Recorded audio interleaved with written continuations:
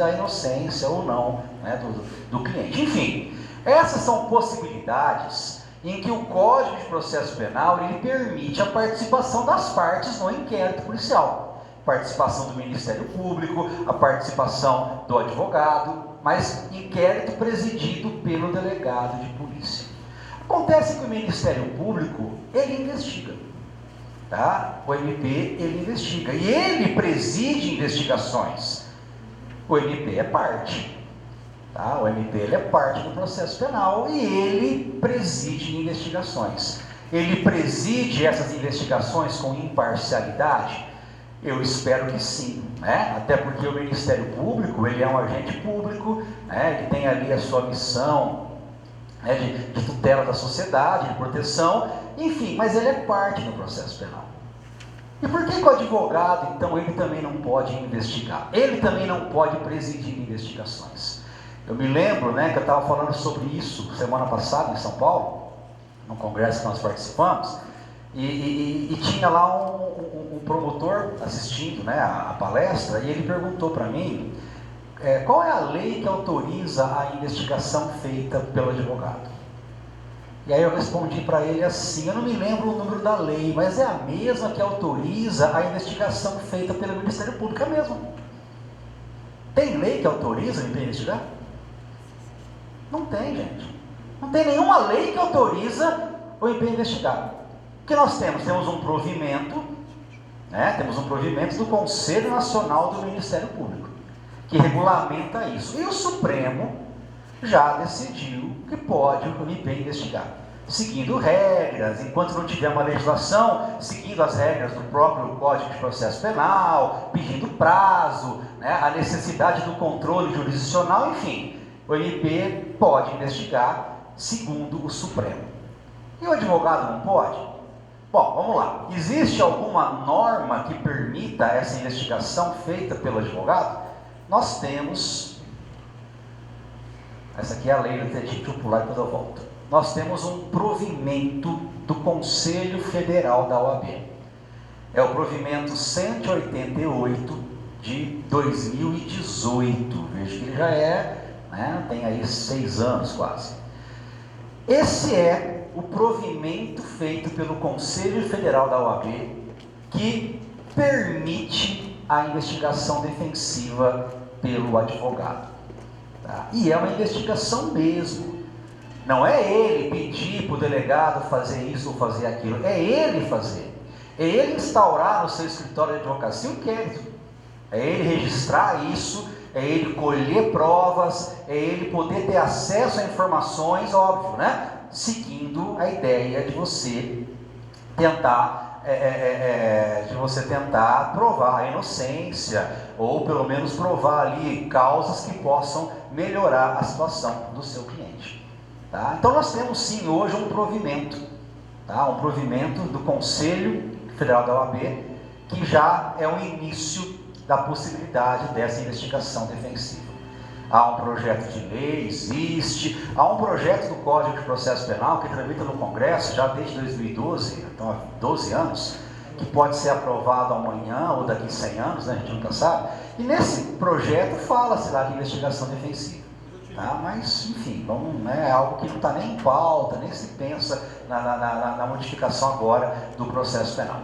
Mas o provimento ele fala, compreende-se por investigação defensiva o complexo de atividades de natureza investigatória desenvolvida pelo advogado, com ou sem assistência de consultor técnico ou outro profissional legalmente habilitado, em qualquer fase da persecução penal, procedimento ou grau de jurisdição, visando a obtenção de elementos de prova destinados à constituição de acervo probatório lícito para a tutela de direitos de seu constituinte. Então veja, é o advogado investigando, tá? É ele fazendo o papel do investigador. Já existe isso hoje? Existe. Nós já temos escritórios em São Paulo e um no Rio Grande do Norte especializado nessa área. Quem sabe daqui a pouquinho vai ter o primeiro aí no interior do estado de São Paulo também saindo. A ideia é essa. né? Nós temos o escritório base, que foi o primeiro, né, que saiu no Rio Grande do Norte, o Dr. Gabriel Bulhões, que comanda isso, e já existe em São Paulo também, né, essa atividade. Tá? Claro, né, é uma atividade privada? Sim. Quem é que vai poder fazer uma investigação defensiva? A Defensoria Pública faz isso? Não. O Rio de Janeiro começa a ter os primeiros passos para isso. Tá? É claro que hoje essa advocacia, né, essa investigação defensiva é feita por quem tem condições de pagar honorários para isso. É assim, né? E a gente sabe que é assim. Quem não tem condições vai no SUS, né? Quem tem condição vai no Einstein. Não é assim? Por isso que vocês estão estudando aqui para pegar esse diploma, né, e virar gente, para poder ir no Einstein e não no SUS. É assim que funciona, né? É o nosso mundo capitalista, é assim, né? E é isso que move a gente a acordar cedo, a ter vontade de trabalhar, né? É a história, quem tem, quem não tem, chora, é mesmo? É assim que funciona.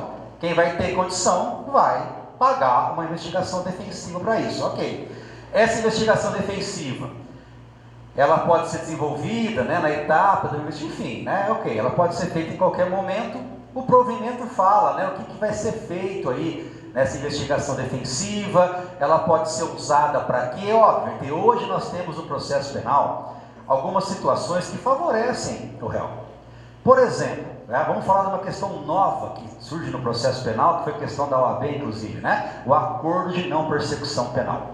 Tá? O acordo de não persecução penal, ela atinge cerca de 80% dos processos criminais que estão em andamento, que é uma possibilidade do Ministério Público fazer um acordo com a defesa, né, isso antes de iniciar o processo. Tem lá os requisitos, artigo 28A do Código de Processo Penal, e muitas vezes, quando você faz uma investigação defensiva, você tem elementos ali que demonstram, né, que você efetivamente não praticou aquele crime, ou que praticou o crime com circunstâncias que possam te beneficiar, isso pode forçar, inclusive, você, junto ao Ministério Público, fazer um acordo. É um acordo. Né? O processo penal virou aí, né? Vamos falar, né, outras áreas do direito sem ofender, né? Mas virou acordo. Né? Acordo. Você está devendo 10 milhões, eu pago 1.000. Fechei. Acordo. Né? Trabalhei 6 meses na empresa e quero 100 mil reais de indenização, estou a 1.000. Beleza. Acordo. Acordo. Tá? E no processo penal, o acordo não vai ser tão assim, de 100 mil para 1.000, né? Vai ter que ter elementos. Eu tenho que ter, ali, olha, você praticou esse crime, efetivamente? Pratiquei, olha, eu até pratiquei. Só que eu tenho aqui demonstração de que o crime não foi tão como está sendo acusado pelo Ministério Público. Eu tenho como confrontar isso. É óbvio que tudo isso vai ser utilizado, sim, como argumento de defesa. Então ele serve para isso? Sim. Ele pode servir para uma revisão criminal.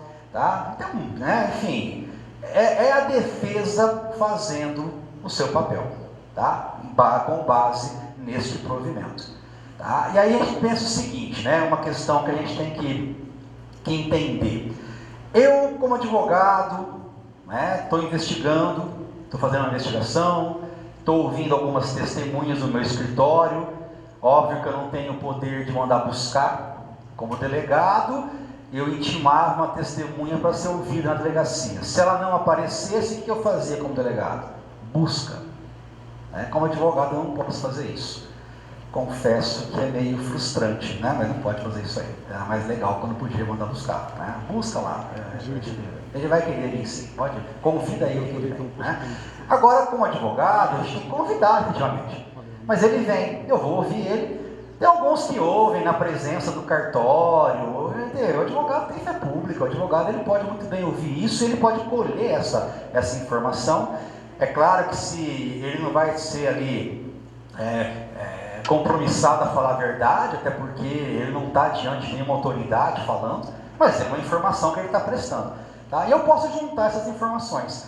Vamos imaginar que uma dessas informações não me interesse. Eu chamo lá uma testemunha para ser ouvida no meu escritório, e essa testemunha ela fala informações que prejudicam o meu cliente. O que eu faço com essa informação? Eu vou juntar no meu expediente isso? Ou eu vou colocar na gaveta? Ou vou colocar naquele picadorzinho? Faço o que eu quiser, né? Estou defendendo meu cliente. Eu sou obrigado a fazer prova contra ele? Se o promotor chama lá uma testemunha para ser ouvida no pique deles, né?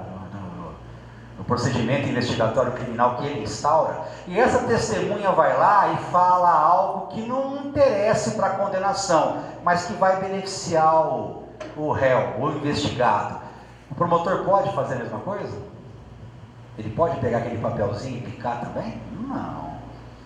Ele é um agente público, ele está defendendo o Estado, ele está agindo em nome do Estado, ele recebe vencimentos do Estado, e não do particular. É diferente isso? Claro que é diferente. Eu posso usar uma prova ilícita para absolver o meu cliente? Para absolver, pode. Posso usar uma prova ilícita para absolver o meu cliente? Posso colocar um gravadorzinho aqui no meu paletó, sem autorização judicial, realizar uma captação ambiental, que agora está regulamentado pelo pacote anticrime, só que não tem autorização judicial nenhuma. Aí eu vou na garagem do cara, uma quarta-feira à noite, encontro com ele na garagem dele, da casa dele, e aí faço umas perguntas que me interessam, e ele responde aquilo que me interessa. Eu posso usar essa gravação para me defender? Mas não teve ordem judicial. Mas para defesa eu posso? Posso. Para condenar pode? Não pode. Para condenar não pode, tem que seguir as garantias, o devido processo legal, mas para absolver eu posso. É óbvio